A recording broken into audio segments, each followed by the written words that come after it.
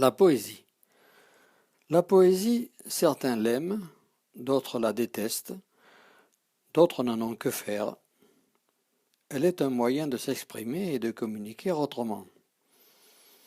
Quelquefois, elle permet de donner une touche particulière à ce que l'on dit. Pour souligner cette affirmation, je voudrais vous dire un mot d'Edmond Rostand.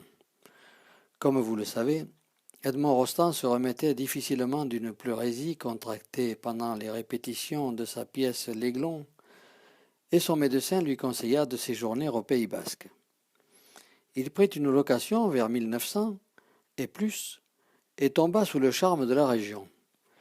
Il y fit construire l'Arnaga, un énorme chantier pour un magnifique résultat que vous pouvez visiter à Cambo-les-Bains.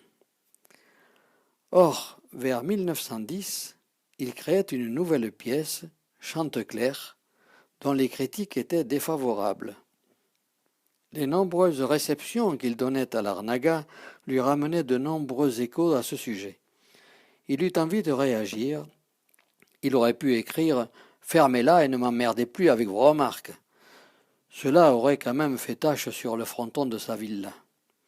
C'est là que la poésie est de bon secours, puisqu'il écrivit « Toi qui viens partager notre lumière blonde et t'asseoir au festin des horizons changeants, n'entre qu'avec ton cœur, n'apporte rien du monde et ne raconte pas ce que disent les gens. » Avouez que cela a une autre allure. Je m'y suis moi-même essayé de temps en temps, et sans tout dévoiler, je vous livre un extrait d'un poème que j'adressais à des amis à propos de la Gironde. En voici un quatrain. Et la forêt de pins qui pousse sur la dune, tout en fixant le sable, tandis que sous la lune, elle embaume le ciel d'un parfum naturel. J'aimerais très souvent vous conduire au bordel. Bon, revenons à Edmond Rostand pour un court extrait de sa pièce lorsqu'il fait dire à Chanteclair « C'est la nuit qu'il est beau de croire à la lumière ». Ce vers magnifique est prononcé par Chanteclair lorsqu'il avoue son secret à la faisane dont il est amoureux. Il pense que son chant matinal est capable de provoquer la levée du soleil. Les autres coqs, qui chantent après lui, n'ont aucun mérite. Extrait. Chanteclair, Edmond Rostand, acte 2, scène 3. Chanteclair. Tiens, les entends-tu maintenant? La faisane. Qui ose donc? Chanteclair. Ce sont les autres coqs. La faisane. Ils chantent dans du rose. Chanteclair. Ils croient à la beauté dès qu'ils peuvent la voir. La faisane. Ils chantent dans du bleu. Chanteclair. J'ai chanté dans du noir. Ma chanson s'éleva dans l'ombre, et la première, c'est la nuit qu'il est beau de croire à la lumière. Et puisqu'on parle de lumière, autant parler du soleil en ajoutant un magnifique poème d'Edmond Rostand, L'hymne au soleil. Je t'adore, soleil, ô toi dont la lumière, pour bénir chaque front et mûrir chaque miel, entrant dans chaque fleur et dans chaque chaumière, se divise et demeure entière, ainsi que l'amour maternel.